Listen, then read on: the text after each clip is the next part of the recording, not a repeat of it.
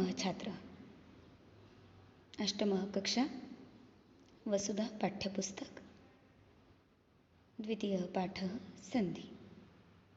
यह पाठ हमने शुरू किया है। संधि के प्रमुख 3 प्रकार है, स्वर संधि, व्यंजन संधि, विसर्ग संधि। उसमें से स्वर संधि हमने देखा है। स्वर संधि के 5 प्रकार देखे हैं, दीर्घ संधि, गुण संधि, वृद्धि संधि, यण संधि, अयादि संधि। और आज देखेंगे स्वर संधि का नया प्रकार, पूर्व रूप संधि। ध्यान से सुनना है। जब ए या ओ से परे ह्रस्व अ आए तो वहाँ पर अयादि संधि न होकर, अयादि संधि क्या कहती है? ए या ओ के परे, ए या ओ के बाद अगर अ आ जाए, भिन्न स्वर आ जाए तो अयादि संधि होनी है। लेकिन ऐसा ना होकर अ को पूर्व रूप हो जाता है। और पूर्व रूप होना यानी क्या है? ये अवग्रह का चिन्ह लगना। अ को पूर्व रूप हो जाता है और अ के स्थान पर अवग्रह का चिन्ह प्रयुक्त होता है। यह संधि 2 पदों के बीच में होती है। सिर्फ 2 ही पदों में इस प्रकार की संधि की जाती है। यहाँ नीचे देखो, ए पूर्व पद का अंतिम वर्ण ए है और उत्तर पद में प्रथम वर्ण अ है। कंडीशन सिर्फ एक ही रहेगी, पूर्व पद के अंत में ए रहेगा या ओ होगा और उत्तर पद में अ होगा। तो अ के स्थान पर अवग्रह लगेगा, अ के स्थान पर अवग्रह लगना है। ये संधि का जो प्रकार है इसे कहते हैं पूर्व रूप संधि। यानी अयादि संधि के लिए ए ओ के बाद अगर अ आता है तो पूर्व रूप या अयादि दोनों में से किसी का भी प्रयोग आप कर सकते हो। हर वीडियो में बताती हूँ, उसी तरह से बता रही हूँ। सारे संधि प्रकारों की परिभाषा के बाद आपको जो एक्सप्लेनेशन दिया है विथ एग्जाम्पल, वो ये सारी बातें आपको आपके नोटबुक में लिखनी है। यही रहेंगे आपके संधि लेसन के नोट्स। पूर्व रूप संधि यह 8वीं कक्षा के लिए स्वर संधि का आखिरी प्रकार था। अब आज शुरू करते हैं आगे व्यंजन संधि।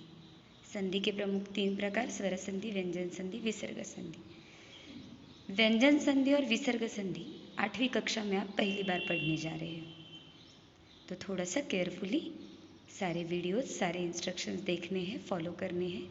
जितनी बातें बताई जा रही है वो सारी बातें एज अ नोट्स नोटबुक में लिखनी है, तो ही संधि लेसन आपको अच्छी तरह से आएगा। और संधि लेसन अगर आता है तो संस्कृत रीडिंग, राइटिंग, स्पीकिंग, ये सारी बातें अच्छी तरह से हो जाती हैं। देखते हैं व्यंजन संधि। कंपेयर कर तुलनात्मक अगर हम पैटर्न समझ कर लेंगे तो संधि इजीली समझ में आएगा। स्वर संधि की परिभाषा क्या थी? पूर्व पद का अंतिम वर्ण और उत्तर पद का अंतिम वर्ण दोनों स्वर होते हैं और इनके मेल से जो परिवर्तन होता है वो स्वर संधि होती है। अब देखते हैं व्यंजन संधि में क्या होता है। व्याख्या सुननी है, नोटबुक में लिखनी है, समझकर लिखनी है। संस्कृत हिंदी दोनों परिभाषाएं दे रही हूँ, दोनों समझ लो।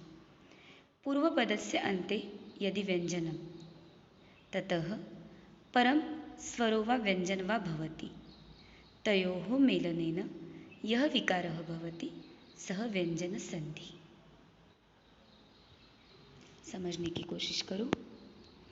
पूर्व पदस्य अन्ते, पूर्व पद के अंत में यदि व्यंजनम, अगर व्यंजन हो, ततः और उसके बाद परम स्वरो, उत्तर पद का पूर्व पद स्वर या व्यंजन हो, पूर्व पद का अंतिम पद व्यंजन हो, उत्तर पद का पूर्व पद स्वर या व्यंजन हो, तो इनके मेल से जो विकार, जो परिवर्तन, जो चेंजेस होते हैं, सह व्यंजन संधि ही, वो होती है व्यंजन संधि। परिभाषा लिख के लेनी है। हिंदी में एक बार फिर से देखते हैं परिभाषा। जब व्यंजन के सामने कोई व्यंजन या स्वर आ जाए तो उन दोनों के मेल से जो विकार अथवा परिवर्तन होता है उसे व्यंजन संधि कहते हैं। पूर्व पद के अंत में व्यंजन होगा, लेकिन पूर्व पद का प्रथम पद स्वर या व्यंजन दोनों में से कोई भी हो सकता है। तो ऐसे स्थान पर जो परिवर्तन, जो चेंजेस होते हैं उसे व्यंजन संधि कहते हैं। संस्कृत में व्यंजनों को हल कहा जाता है, अतः इसे हल संधि भी कहते हैं। तो व्यंजन संधि का दूसरा नाम क्या है? हल संधि। एग्जाम्पल देखिए, जगत अधिक ईशः, पूर्व पद का अंतिम वर्ण त यानी व्यंजन है। उत्तर पद का प्रथम वर्ण ई यानी स्वर है। तो त अधिक ई क्या होना चाहिए? ती, लेकिन यहाँ पर क्या बन गया है? दी। तो इस प्रकार के परिवर्तन के जो नियम हैं, जिसमें आते हैं वो नियम, वो है हल संधि या व्यंजन संधि। तो त का क्या बना यहाँ पर? द बन गया और दीर्घ ई एज इट इज। तो इस प्रकार का परिवर्तन जो होता है, जब पूर्व पद के अंत में व्यंजन हो, उत्तर पद का पूर्व पद स्वर या व्यंजन हो, तो उसमें जो परिवर्तन होता है उनके मेल के बाद वो व्यंजन संधि या हल संधि होती है। नेक्स्ट एग्जाम्पल देखो, उत त अधिक न, उन्नति, डबल न बन गया यानी त का न हुआ है यहाँ पर। यज प्लस न, यज अधिक न, ज अधिक न यहाँ पर ज्ञ हुआ है। वि अधिक छेद, विच्छेद। इस प्रकार के जो डिफरेंस है, जो परिवर्तन होते हैं, वो व्यंजन संधि होती है। आगे देखते हैं, व्यंजन संधि भेदाः, व्यंजन संधि के भेद या प्रकार। 8th स्टैंडर्ड में हमें जितने पढ़ने के लिए है वो प्रकारों की यहाँ पर मैंने लिस्ट बनाई है। तो आपको आज की तासिका के लिए, आज की वीडियो के लिए क्या करना है?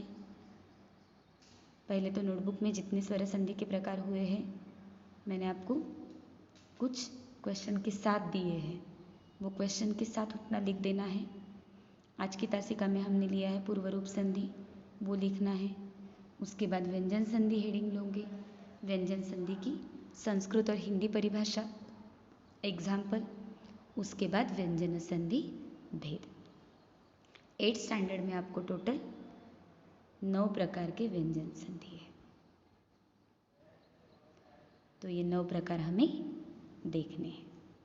इसमें से पहला प्रकार है अनुस्वार संधि, दूसरा परस्वर्ण संधि, इसे ही वर्गीय पंचम अक्षराणाम तृतीय वर्णे परिवर्तनम ऐसे भी कहा जाता है। तीसरा प्रकार है जशत्व संधि, वर्गीय प्रथम अक्षराणाम तृतीय वर्णे परिवर्तनम। नेक्स्ट तस्थानी च, तस्थानी ल, अनुनासिक संधि, तुकागम संधि, छत्व संधि, पूर्व र का लोप और ह्रस्व स्वर को दीर्घ। इतने व्यंजन संधि के टोटल 9 प्रकार हमें 8th स्टैंडर्ड में देखने हैं। इसमें से पहला प्रकार देखते हैं अनुस्वार संधि। सिंपल प्रकार है ये व्यंजन संधि का।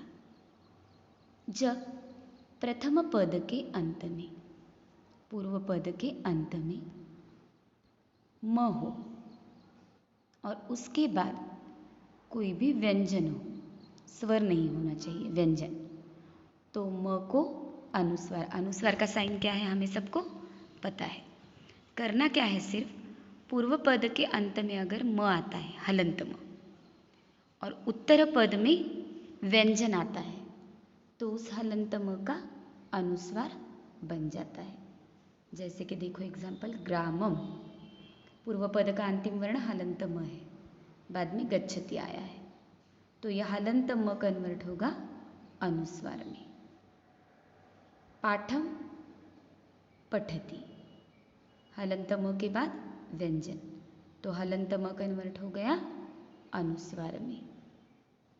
चित्रम म हलंत रचयति, हलंत म कन्वर्ट हो गया अनुस्वार में।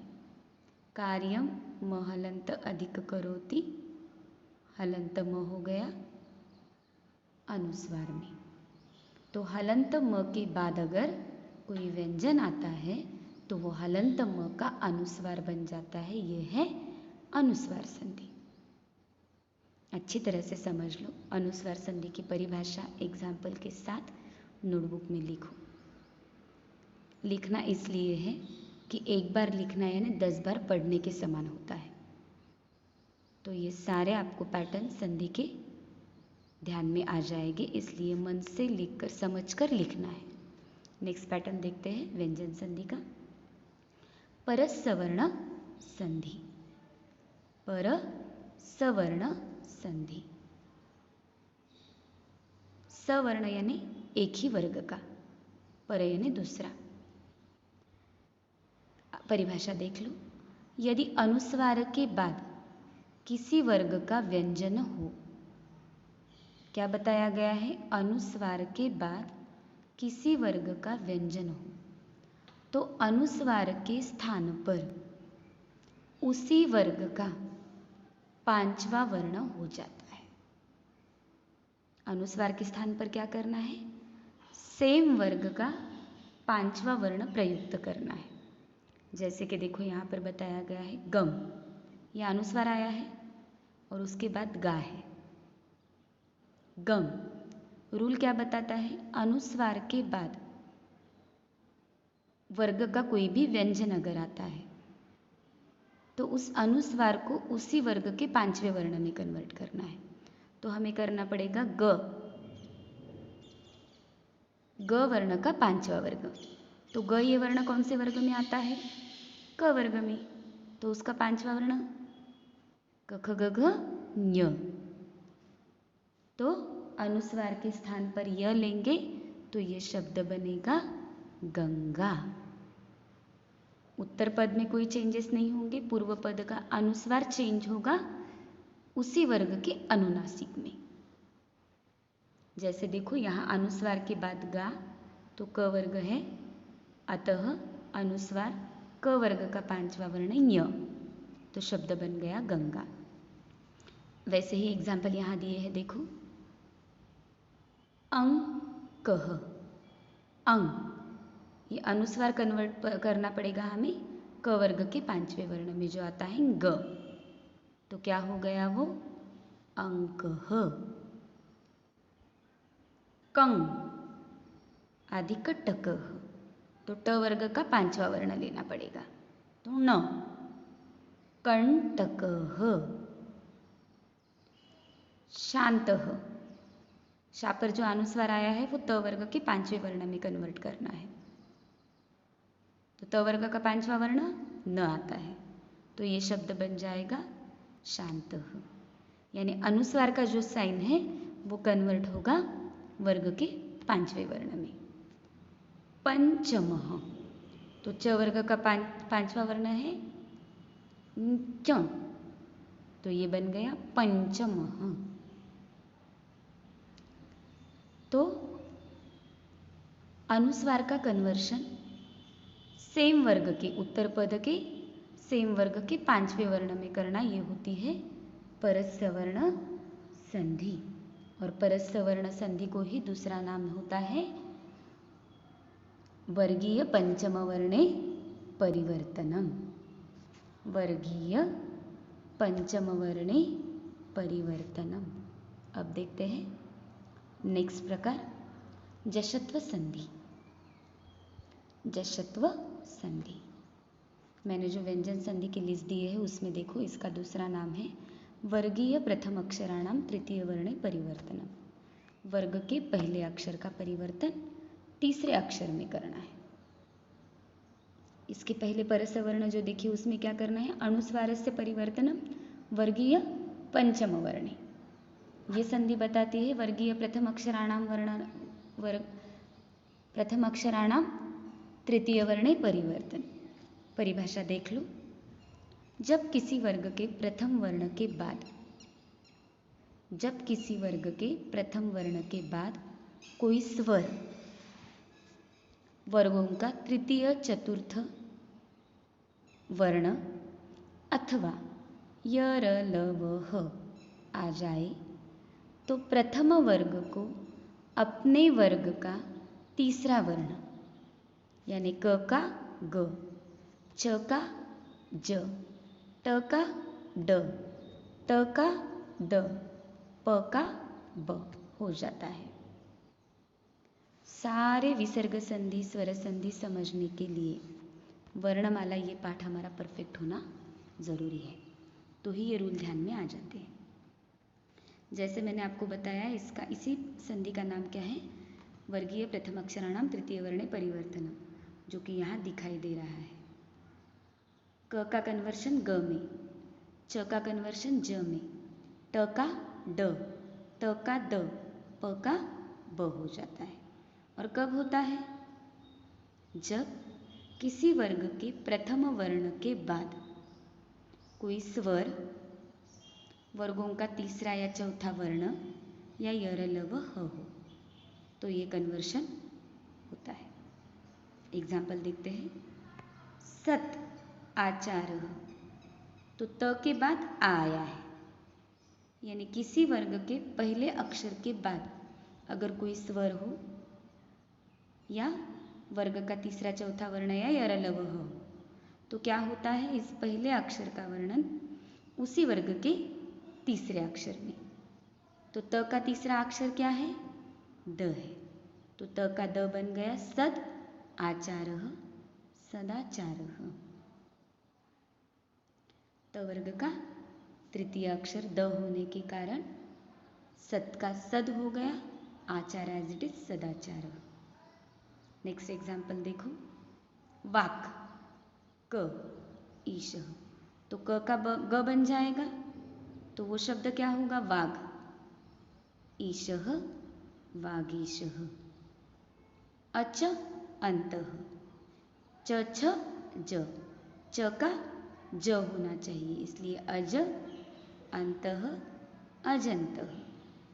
षट, ट का ड होगा तो षड बन जाएगा, आणन है एज इट इज षडानन।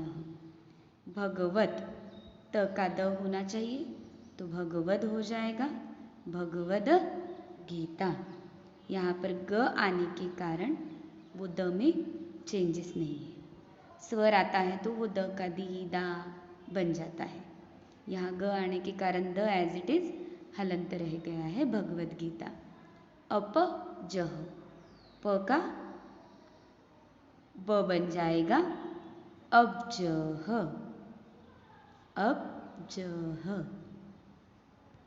परिभाषाओं के साथ व्यंजन संधि के ये तीनों पैटर्न अच्छी तरह से समझकर नोटबुक में लिखो, तो ये प्रकार अच्छी तरह से समझ में आएंगे। बाकी के व्यंजन संधि के प्रकार हम देखेंगे कल की तासिका में। तब तक के लिए धन्यवाद।